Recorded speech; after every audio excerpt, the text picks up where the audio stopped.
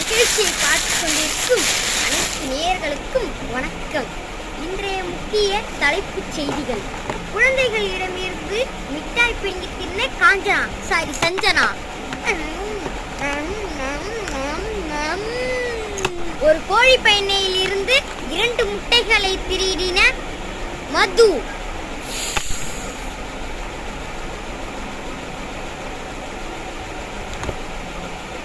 கட்டில் கம்பியின் மேல் நடந்து விழுந்த பூமிகா.